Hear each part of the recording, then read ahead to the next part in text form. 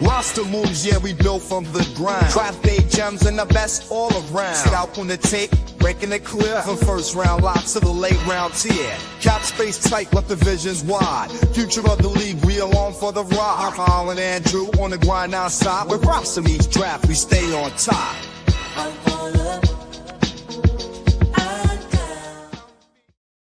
Hey, welcome back to the Draft Fellows podcast. I'm Andrew Murdick. That is Kyle Fellows, and together we are the Draft Fellows. Make sure you're following us on YouTube or checking out the audio version on your favorite podcasting platform. Kyle, how are you doing today?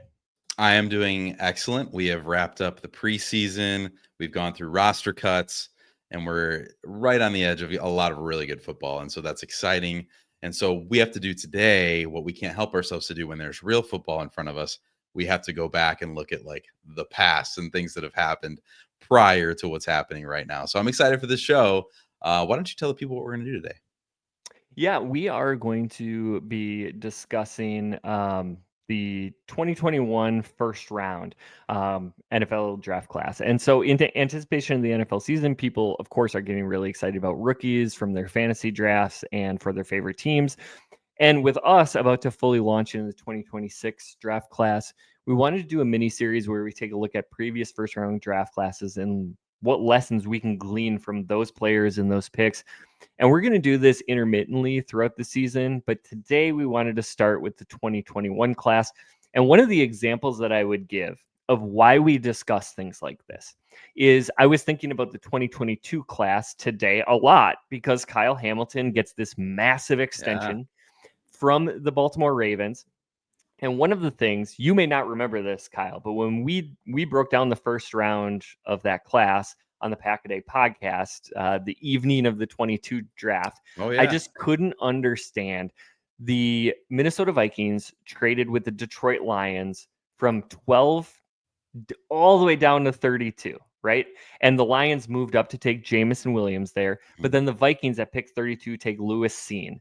And I said, for the return that they got, which if I remember correctly was 2 second-round picks, they could have just stayed at 12 and picked Kyle Hamilton. And I was like, Kyle Hamilton is such a superior prospect to Lewis Cine that it is not worth 2 second-round picks. And now we look, Cine, nowhere to be found. Those 2 second-round picks, one of them was traded, ironically, to the Green Bay Packers. That was 33 overall for Christian Watson. But the Vikings, again, moving down, collecting more assets.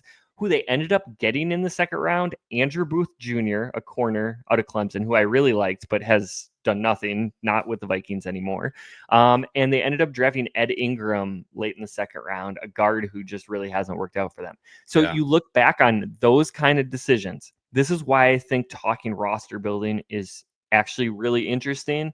Yeah. And for those of you who are listening, probably also appreciate these kind of conversations.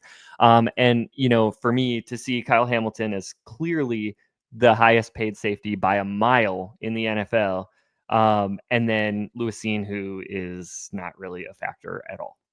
Yeah, you could probably say that Lewis Cine is nowhere to be seen at this point. But yeah, no, the context is so important. And those are things that, like, at the time get criticized, right? Like, or praised, like, how did that trade go? What did they get? But then, like, a couple of years, very few people are going back and looking at that, right? And those are the things that, like, you have to learn from. Like, we find it interesting, but organizations have to go back and look at those things and be like, all right, did we assess this properly? And did we get the value right? Did we get the value wrong? And in this case, certainly the Vikings wish that they had done that differently. And, you know, Kyle Hamilton's, you know, taking the league by storm, and you wish that you had done that. But anyway, so that's what this exercise is for. And today we get to lean into the 2021 class. So we are going to start with the top 10. This class was largely dominated by quarterbacks up top. So number 1 overall, of course, was Trevor Lawrence, the Jaguars, out of Clemson. And then 2 more quarterbacks go. Mixed results here. Quarterback Zach Wilson out of BYU to the Jets. And then the 49ers made this super aggressive trade up to get Trey Lance, the quarterback out of North Dakota State. So I would like to start here with Trevor Lawrence. Okay. And I mentioned mixed results, and Trevor Lawrence is kind of the definition of mixed results. He was supposed to be the next Peyton Manning. Instead, he's been good. Definitely not great. Definitely not as bad as some people project onto him. But needing to take a leap to really establish himself as one of the upper echelon quarterbacks in the league. And maybe we see that with Liam Cohen this year, but Trevor Lawrence is really in the tipping point of his career. Is this just going to be a guy, or could this be a great player who really rebounds with some more consistent offensive coaching? Yeah, it's really fascinating. Like this group for sure. Trevor Lawrence, I've always been a Trevor Lawrence truther, and it's kind of like the Kyle Pitts thing, which I'm sure we'll get to in a second here. But like you just keep going back to it. Like there's no reason that this shouldn't work, kind of thing. And I do hope that the new coaching there helps him. But yeah, it just hasn't been what we thought it would be. And then this other group here, Zach Wilson, Trey Lance, we thought that this was like, I don't know, not like a generational quarterback class, but like I think a lot of people thought that this was a really good class where like maybe Trevor Lawrence was the like crown jewel, but there were teams kind of like obviously with the trade up and the effort that was given to get to these guys, really thought guys like Zach Wilson, Trey Lance, and even, other quarterbacks later in this class, they thought that these guys were going to really pan out. Yeah. And, I don't like throwing around the bust word, and so I'm not going to, but I think there's kind of the same reason why both of these quarterbacks didn't work out. And a lot of it was inexperience and then being thrust into a starting role probably a little bit too early. For Trey Lance, just staying healthy has been the issue.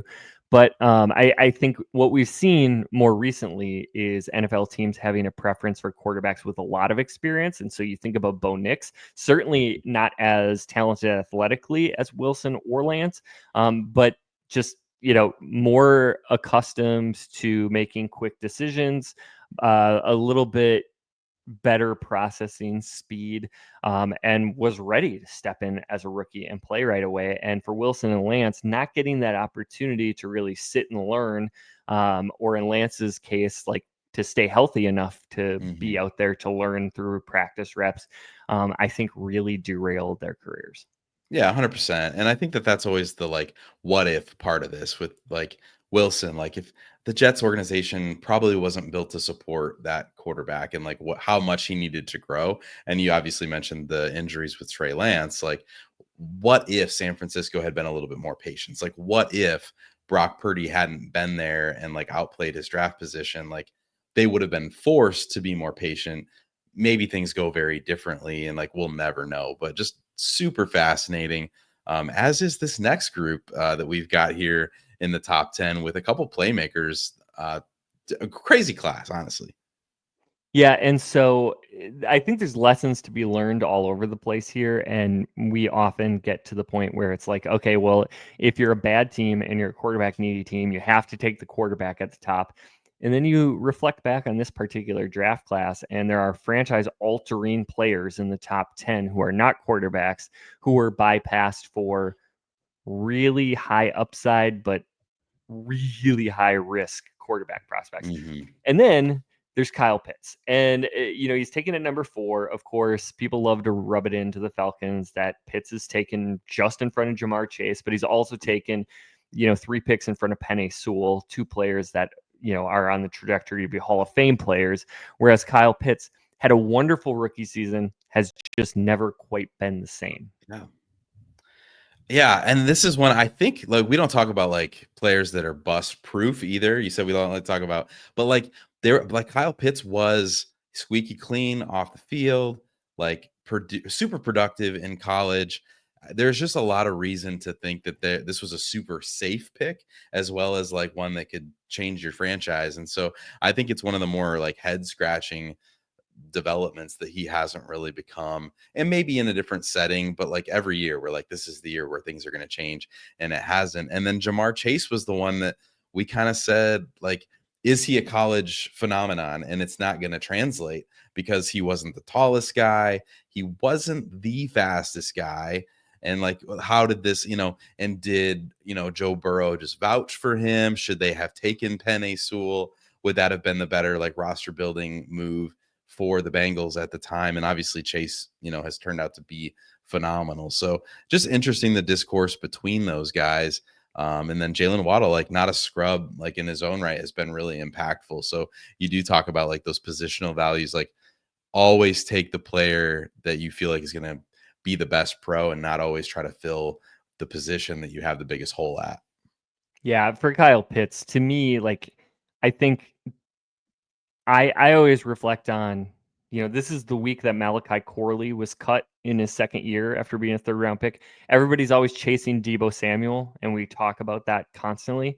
Yeah. I kind of feel like the NFL has been chasing the next Antonio Gates for like 20 years. Yes. And it doesn't matter if it's Kellen Winslow Jr. or Evan Ingram or Noah Fant or Kyle Pitts, like these ultra super athletes, just human beings that are in the 0.001% of athletes on the world, and they're just not as successful at tight end as they should be. And so maybe we need to think back, and it's like the George Kittles of the world and the Tucker Crafts, who maybe aren't a super athlete, but are just like really good, well-rounded football players who figure out how to get open.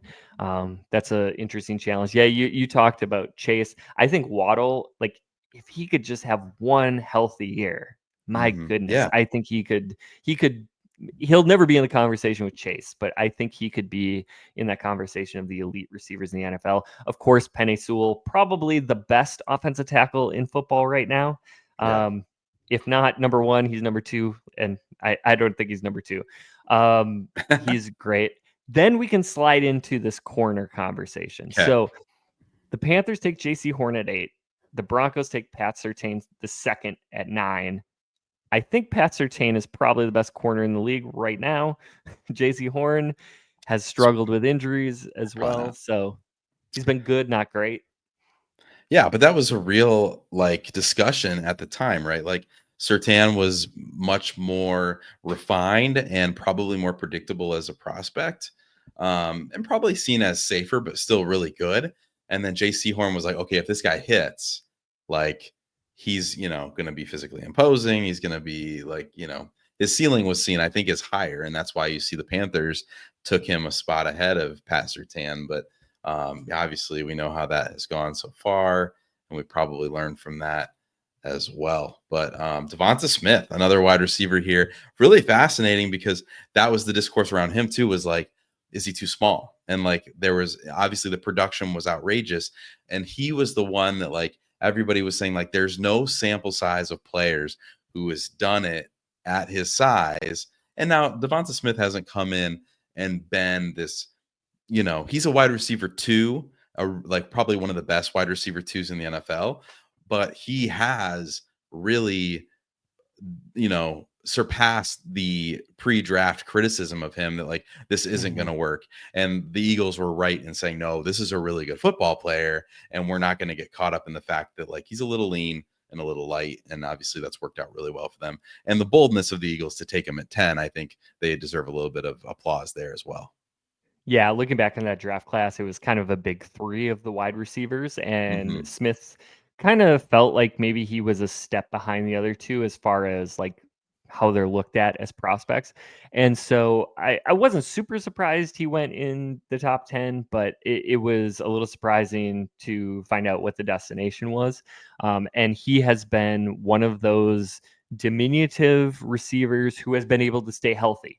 And so that is a really, really big deal because of his body type. That was something that you were super concerned about.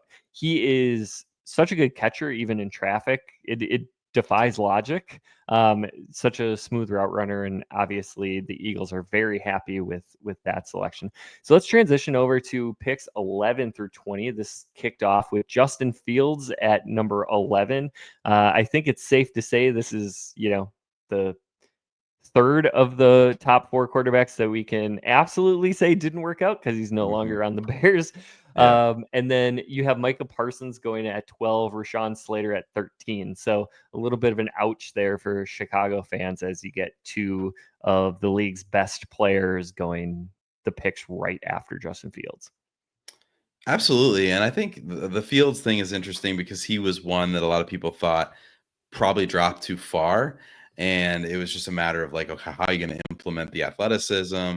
Because we didn't see the athleticism in college the way that NFL teams probably should have used it. So they're really interesting. And he's still obviously trying to make his way with the Jets and doing some of those things as well. But Micah Parsons here is fascinating. Obviously, we're waiting to see where he's going to play next year. Are we going to get a trade and those kinds of things? But he was a player coming in that was billed pretty well as this off-ball player. And how do you value that? And how do you project his role as an impact player on defense in a role that's bigger than just playing off-ball, right? And like a player that goes at 12 overall that's a linebacker that's a steep investment at that position. But I think in this case, like we give the Cowboys a lot of grief for some of the ways that they like run their organization and make decisions and those kinds of things. But in this case, they saw a good football player and they didn't let him get away, regardless of how they knew that he was going to maybe need to be implemented a little bit differently in the NFL than they'd seen him in college to get that full value. And now looking back, we're like, oh, geez, like Hall of Fame kind of player. How could anybody let Micah Parsons fall to 12? And that's just the NFL draft, right? Yeah, and to their credit, as you were mentioning, you talk about other kind of positionless players, whether that's Isaiah Simmons or Zaven Collins is on the list at 16 in this round. Like these, Micah Parsons had the same questions, and they figured out that Micah Parsons was going to be an elite edge rusher, and so they play him a little bit off ball, but they also have him, coming off the edge, and he's easily one of the best in the entire NFL. Yeah. Whether or not he stays with the Cowboys, we will see. I was looking back at my notes. I had Micah Parsons as the 10th overall player in this class, but that was because I had him labeled as a linebacker. And when I flip him to an edge, he would actually jump up to number 3 overall. Yeah, so that makes sense. Positional value, right? Yeah, like I screwed up on that evaluation. I mean, heck, I took the screenshot, if you're watching on YouTube, from ESPN's draft results, and they have him at inside linebacker too. Right. So we're all in the wrong on that one. Rashawn Slater, like I mentioned before, awesome at tackle. There were some questions like, is this a right tackle only? And even if he was, it wouldn't have mattered because he's elite and proven that he can play the blind side as well. Elijah Vera Tucker went at 14. Pretty serviceable interior offensive lineman, though I would say he has not lived up to his draft stock. Mac Jones at 15 did not work out. Zaven Collins, Alex Leatherwood, kind of a rough stretch here. And then you jump into 18, Jalen Phillips, and then 2 really rough picks, 19, Jamin Collins, the linebacker, went to Washington, and then wide receiver Kadarius Toney to the Giants. Yeah, I mean, a really fascinating stretch here, right? Like Jalen Phillips, I think we feel really good. It looked like when I looked at this, like he had a shortened season last year. So I think maybe our memory of how good Jalen Phillips has been is a little bit muted at this point, but a really solid pick for the Dolphins and a player who at that time was seen as a pretty high risk player because some injuries and things like that people were worried about. So good on the Dolphins for making that pick. And then, I mean, obviously, Jamin Davis were a little disappointed. Kadarius Toney, like everybody loved this guy, right? Like everybody wanted Kadarius Toney, thought he could be the next jitterbug player. He was a former quarterback that was playing wide receiver, so like he should understand the offense. And just like it just didn't work. And I think that there were some reservations for why. This is a good exercise in like, route running and attention to details and those kinds of things mattering when you evaluate prospects and not just pure athletic ability. But what a fun college player that just didn't quite make it. He had a couple stops around the league. I think he left Kansas City at the end of 24, but Kadarius Toney did not become what I think a lot of us hoped that he would be. Yeah, Super Bowl champion Kadarius Toney. That is true. That is fair. Put some respect on his name. Now to get through the rest of the first round, 21 through 32, you start off, the Colts drafted edge Kwity Paye. The Titans took Caleb Farley, the corner out of Virginia Tech. For me, I loved Caleb Farley, but there were massive injury concerns, and he just never recovered.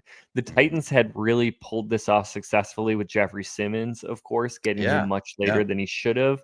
I believe that was the year before. And then they draft Caleb Farley, hoping for the same reclamation project. He was just never the same as the player that we saw at Virginia Tech for Tennessee. Yeah, I'm just drifting down through the rest of this list because this is a really fun, just to look back on like how things transpired. Christian Darrisaw, home run pick for the Vikings, like to get the player that he has become at 23, like phenomenal value there. And then I just want to mention really quick. Sorry to yeah, interrupt you. The reason why that Darisaw pick is even more impressive, the Vikings leapfrogged the Steelers, who I believe were like ah, the landing spot for Darisaw. uh-huh. So they swapped positions with the Jaguars to move up in front of Pittsburgh to grab him right in front of Najee, or Yeah, right in front of where the Steelers ended up settling for Najee. yeah, we got to give the Vikings some, love for that after the intro to the show and what we talked about there. But I honestly forgot that Najee Harris and Travis Etienne went back to back. I knew that was the whole discussion leading up to this draft, like who's going to go first, like what stylistic runner do you want to add to your offense, and all those kinds of things. I forgot they went 24 and 25 right back to each other. Like you said, maybe Najee's not a Steeler if Darisaw slides there, but I don't know that like Najee or ETN would be considered bust. We don't say the word, but like I don't even know if you consider them like widely disappointing, but not like first round value impact to your offense kind of players and different at different times in their careers. Like maybe you'd say that about ETN, but just solid runners, nothing like crazy, but went 24 and 25 respectively. Just it's fascinating to look back on. Do you take a running back in the first round and how that panned out in this scenario? Yeah, and it's hard to say like, well, you didn't live up to your draft value when you're kind of surrounded by a large stretch of players who some aren't in the league anymore, right? That's true. And Najee That's Harris fair. and Travis Etienne are Yeah, still they're still solid playing. players. Yep. Yeah. So yeah, I don't know that you can be horrifically disappointed, but I don't know that they've necessarily lived up to the expectations of some of the other players. Rough stretch here again. Greg Newsome, the second for Cleveland, who looked really, really promising early in his career, has kind of faded since. Rashad Bateman with the Ravens, I actually think was quietly really good last year. Had a ton of touchdowns, at least. He's become a very big play threat in that Baltimore offense that's opened up a little bit more. Wouldn't be surprised for him to have another really good season. Peyton Turner for the Saints has not worked out at all. Eric Stokes for the Packers at pick 29. He had a fantastic rookie year, got hurt, and just never was the same. He's going to try to restart his career in Las Vegas this season. And then we got a couple of fun edge rushers. Yeah, it's fascinating. The Bateman one is like the Ravens picked him. The Ravens have kind of a weird offense. The Ravens have paid him now. So like it seems that like the problem's not really Bateman. I mean, he's not like, an all pro, but like the problem seems like there's limited opportunity there. So you almost felt like maybe Bateman would take the opportunity to go somewhere else and get those opportunities, but the Ravens rewarded him and he's going to be a part of their plans long term. That's fascinating. Eric Stokes, obviously we're Packers fans, so we're really familiar, had a stretch where he was a really good player. Injury derailed that. But now he is slated not only to play for the Raiders, he's going to start outside for them this year. So maybe the injuries are behind him and like that goes better. But that's interesting that he's, that athleticism that he came into the draft with is still like getting him an outside starting spot in the NFL. And then a group of edge rushers here that I kind of forget about that we got in before the end of round one that are fascinating. And Gregory Rousseau, Odave Owe, I can't say it, and then Joe Tryon wraps us up with the Tampa Bay Bucks at the end. Yeah, Rousseau had a relatively steady climb throughout his career, maybe a little bit of a slow developer. He was a very, very raw prospect, came into Buffalo and is now a very impactful edge rusher, even though maybe not everybody knows his name around the league. He is very, very good. Odafe Owe had a fantastic year last season. I think he is probably expected to have a very disruptive year this year. I would not expect the Ravens to re-sign him, and I would expect him to be one of the highest paid players on the free agent market in the 2026 offseason. Joe Tryon Shroyenka, I hope I'm saying that right. He changed his name after the draft. Better than me. Just has not really lived up to the first round billing so far in his career, but certainly Rousseau and Owe kind of salvaged a stretch of rough players towards the end of the first round. Just a quick interruption to make an editing note.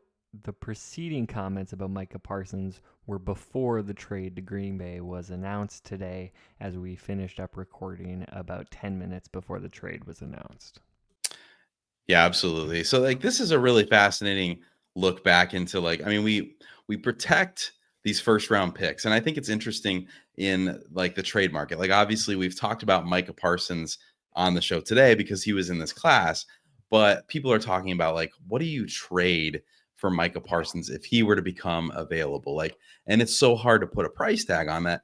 I think that doing an exercise like this kind of colors that conversation for you, because you go through this and you're like, okay, not only like how many misses were there just in this class alone, but like how many players are multiple, like they're not a miss, but like we talked about like guys like Najee Harris, Travis Etienne, like maybe not game changers. How many of those guys would you trade for someone who's on the career trajectory of someone like Micah Parsons, who potentially has Hall of Fame kind of, accolades ahead of him? And I think you start to like realize like, okay, like maybe a couple first round picks isn't crazy to like, those lottery tickets. You start talking about a real name with Micah Parsons that you're like, we know exactly what we're getting, because the draft is such a crapshoot. You never know what you're going to get. Even if you're confident in your scouting and you feel like you know what you're getting, it doesn't always work out, whether that's injuries or other things along the line. So it is interesting when you look back and you're like, the draft is this wild thing. And it's so fun to see a couple of years removed.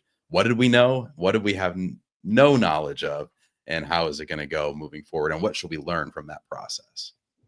100%. Yeah. And I know nobody cares specifically about what we have to say about the Packers. Maybe some people do, but the comparison that I was making for Packers fans is, if you have to give up 2 first round picks, yes, that is a big asking price. And there's more to it, right? The money you're giving out also disqualifies you from re-signing some of your own players or bringing in free agents.